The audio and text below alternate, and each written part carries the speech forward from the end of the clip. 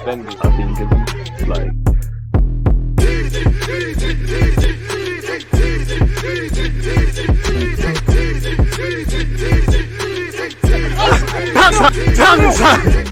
Arsenal make breakthrough in talks with Reiss Nelson, with the 23-year-old agreeing in principle a bumper new deal worth significantly more than his current 60k a week package. Reiss Nelson is closing in on signing a new contract to remain with Arsenal. Staying at the Emirates has always been the preference for the 23-year-old. He has agreed in principle to a new deal, which includes a significant pay rise, and that follows the numerous players that have already committed their future, people. And obviously, where Saliba, Odegaard, Benjamin White, and a couple of others are concerned, you hear Arsenal want to get over the line in that regards. I'd actually say even young Ethan Nweri.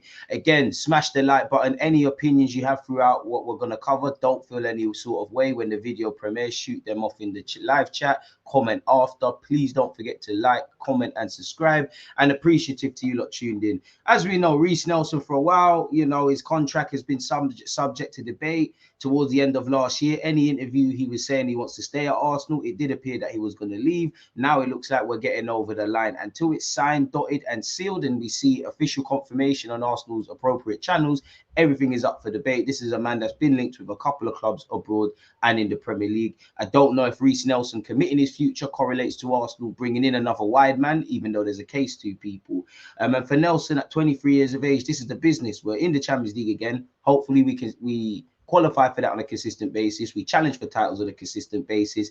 You know, the better we get, the less opportunity there is. So you need to show your potential. You need to show why you deserve to start ahead of Bukayo Saka, ahead of Martinelli, or get more minutes, which I wouldn't say he's shown that he's better than them or anything, but he's shown he can play more of a significant role here and be a squad player. It's 23. You're 23. It's now time to show your business, because as much as I like Nelson, I want to keep him. How many times has he played 90 minutes for this football club? How many times has he played 90 minutes in the Premier League? How many times has he started for Arsenal? How many times did he start for Arsenal last season? How many times did he start consistently? When you look at the minutes, it's not really what a 23-year-old needs to get to the, to get over the line and develop. But for what it's worth, people, his existing contract expires at the end of the month, and he is free to leave. Allegedly, Nelson has rejected at least 2 contract offers this season and looked likely to leave, but there's been a breakthrough in negotiations with Nelson agreeing in principle a new deal. Barring any last-minute hitches, Nelson will sign a long-term contract understood to be an initial 4 years. So we've tied him down for the best part of his 20s. You'd imagine there's an option of another year. And as I always say, not just for him, but all of these players that have signed new deals, or we hope they sign new deals, if they continue their development within that period, they'll sign even more improved terms, people. It includes a significant rise on his current deal, which is worth around 60k per week. Brighton, Fulham, Aston Villa, and AC Milan were among the clubs interested in taking Nelson on a free transfer, as again, Nelson's preference has always been to stay at Arsenal, despite the fact he has played largely a peripheral role this season. He has made 18 appearances during the 2022-23 campaign, but part of his season was hampered by injuries, which is unfortunate, people. And again, if I just type in Reiss Nelson transfer mark and we look at the data, again, now it's time to put up a show up, because on the face of it, you're earning 60 grand a week. You're going to get a significant pay rise, whether that's double his money or whatnot, I don't know. But and you know, you're a London boy, you're an Arsenal man. Arteta likes you. You're part of the squad. You've been here, you know, since you was a little boy to a young man to a full-grown big broadcast pickney now at 23 years of age. He turns 24 later this year. It's now time to show up. And I'm not criticizing Nelson, but considering he was one of the first on the scene, I'm not going to say he's nowhere near to completing 100 appearances for this football club, but he isn't, people. So it's now time to show your quality. 7 goals and 7 assists in 66 appearances for Arsenal Football Club in total. In the Premier League, throughout his minutes that he's got, and he's been here under Emery, Wenger, and now Arteta, and technically Lundberg, he's played 34 times. So that is 2 games short of a full campaign. Again, I don't have the data, but Lord knows how many minutes have you played consistently for this football club. He made 11 appearances in the league with 3 goals and 2 assists and done his thing, but he's only played 201 minutes. Again, he's largely been a peripheral role. His season has been hampered by injuries. When he has got significant minutes, he has done quite all right, really and truly. But it's little man minutes. Like the most he's got is 63 minutes against Forest, where he did quite well in that game. Then after that, you're looking at cameos against Brighton in our 3-0 defeat, and obviously the 3-0 defeat against Wolves. And then you're looking at other little man minutes where he made the difference against Bournemouth. For him, it's now time to go beyond just being a wild card for Mikel Arteta. For the season that's just gone, For as great as Mikel Arteta's tactics and all of these things are, people, we all know asterisk next to Smith Rowe, who has shown he can play on a regular basis. But when you see Fabio Vieira, Smith Rowe, and Reece Nelson, and to a degree Eddie Nketiah, they are what I have described as Mikel Arteta's wildcards. That means, you know what, I'm out of ideas. You lot go and do what you're doing, just like against Bournemouth, people. And I'm not criticizing, it's the reality.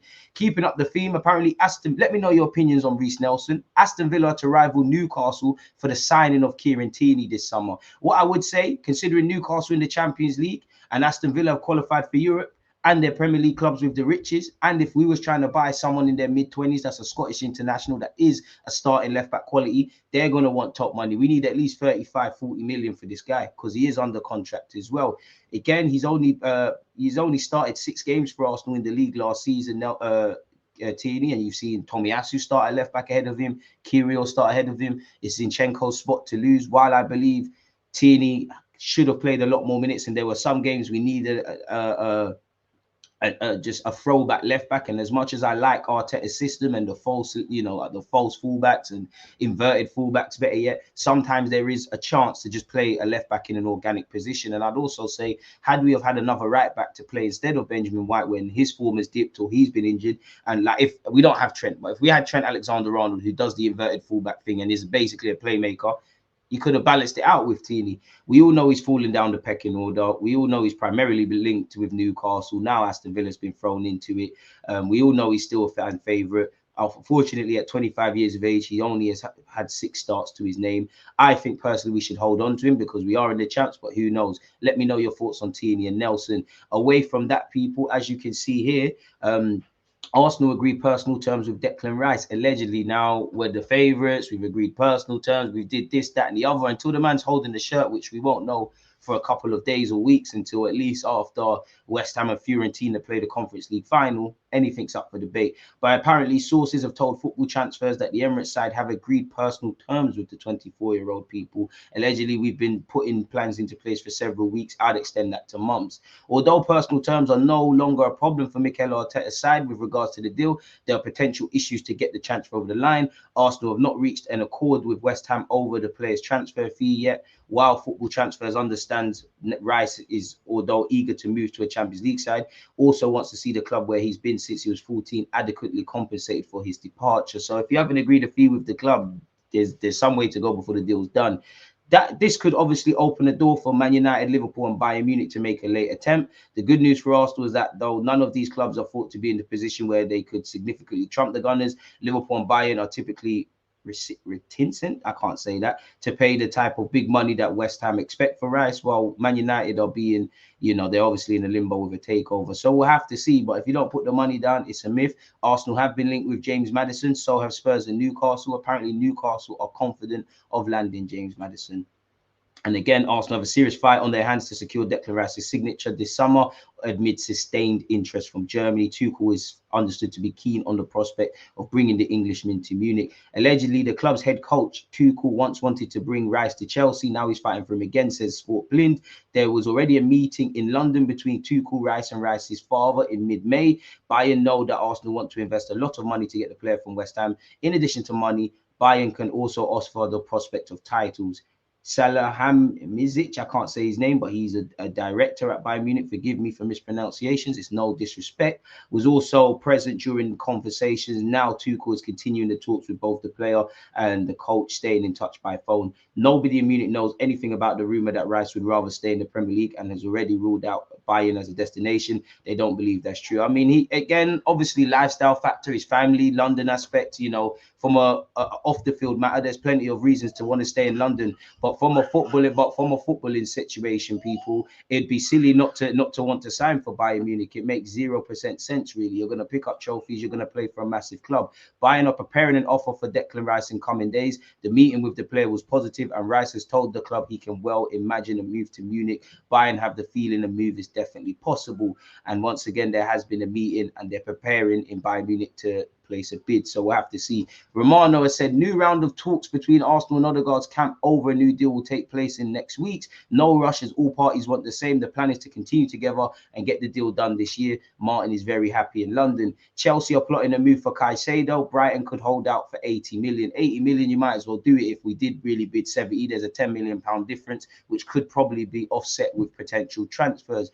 I personally don't think we're going to get Rice and Caicedo. I'm very pessimistic into bringing in both. I would love Caicedo at the carpet, can play inverted in that sort of right-hand channel, can obviously play centre mid and be a 6, got all the potential in the world. I don't know with Brighton's bid for Levi Colwill, if there's and maybe Chelsea being able to offer Brighton a couple of players as they're trying to offload players, if that impacts things. Chelsea are planning to try to sign both Caicedo and Agate as part of their summer rebuild plans. According to The Guardian, both players are on the list, people. So we'll have to see exactly what's going on. Chelsea do have to sell players. I personally think they'll get Caicedo. We've been linked with Raphael, Guerreiro, people. Their options for finding a left back are pretty limited because there are very few players intelligent and versatile enough to carry out the role so specifically that Arteta is looking for. I mean, Guerreiro can play in midfield. Obviously, Cancelo, is one of those, and there's already an understanding at Arsenal of what it would take to sign him from City. If Arsenal are willing to pay up, then City would not block the move. That's the current feeling. It's a stance they've held in the past and does not seem to be swayed by the fact Arsenal ran them closest in the title race this season. You have heard Cancelo doesn't want to stay at City, not that he has a choice, or move to Arsenal and stay in England, and it appears a move to Spain could be on the agenda. One other player had mentioned to me recently is Guerreiro, who just announced his exit from Borussia Dortmund. I don't think it progressed significantly since then, and I know there are a couple of clubs on the continent further down the road with him. Bayern have been linked with him, but he's got the ability to play in midfield and to position himself in half spaces that open up opportunities that Arteta finds so important, which is interesting. We've seen how Zinchenko has taken to life at Arsenal this season, but with Tierney not in the same mode of fullback, it's time for new possibilities to open up. It'd be interesting to see what the club look to do at that time when they're looking for a left back. Completely off topic, people. But I forgot to mention this. Where is it? Charles Watts has had something to say as well as we move temporarily away from Guerreiro. Smash the like button. Let me know your thoughts on Guerreiro as well. Charles Watts on his YouTube channel has actually stated, people, Arsenal definitely want to bring in Gundogan. They're trying to sign him, but if reports in Spain are to be believed, the player is on his way to Barcelona.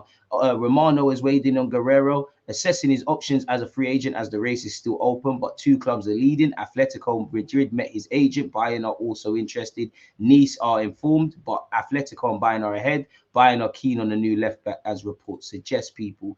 In relation to Gravenberch, people, apparently it's uncertain what's going to happen here. If Tuchel isn't keen on him, he could move to the Premier League. Primarily been linked with Liverpool, has been linked with Arsenal, but it has seemed like them rumours have gone cold.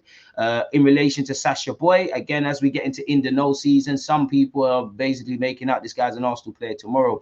We don't know anything, but Romano has said Arsenal have not made any proposal for Boy at this stage, despite reports being told there was no meeting with his agents, just one of many players appreciated, but not a negotiation as things stand. Galatasaray, who play their football in Turkey, if you don't know, won around 20 million euros for the right back. So let me know your feeling on that. To round this up, let's see what other news. Apparently, Arsenal are formulating a new deal for Odegaard. We've seen that. We've previously, and check out my videos from yesterday, we've been linked with Xavi Simons of PSV, the former PSG talent. PSG have a buyback clause of 12 million euros, people. That article says Declan Rice has rejected a Bayern Munich move and the Gunners are the favourites to sign him. Allegedly, we've rekindled our interest in Sergej Milinkovic-Savic as his contract runs down. Apparently, Cancelo has ruled out a move to another Premier League team. Romano has doubled down on the fact that Arsenal will place a bid or begin our real pursuit in the public eye of Declan Rice after West Ham complete their Conference League final against Fiorentina. We're in pole position to sign Montpellier's Wahi, the 20-year-old striker. We've made a bid of 15 million euros for Fresneda, even though Romano poured cold water on that. It's us versus Spurs and Newcastle to sign James Maddison. Bayern Munich are ahead of Paris Saint-Germain and Arsenal for Vlahovic. Again, Romano has said there's been, similar to Boyd, there's been no official offer for Ivan Fresneda, who would be my first choice. We will not sell Smith Rowe this summer. Paris Saint-Germain are looking at Odegaard. Alexis Sanchez has been both linked with a move back to the Premier League and back to Arsenal. That's clearly silly season rumours. Milinkovic-Savic allegedly is available for 26 million euros. Asu Fati is being offered out to clubs as Barca are looking to recoup funds to obviously revamp their team. And we've been linked with with Elise of Crystal Palace. So let me know your thoughts on everything we've discussed. Smash the like button. Check out the rest of the videos. Appreciative of all of you lot tuned in. Hope you all had a great week, and next week is great. Hope you will enjoy your weekend. Thank you for tuning in. It means the world. Please, if you haven't subscribed or smash the like button, do such. Enjoy what's ever left of your day. One love. There's always just that active red man defenders. I think it's like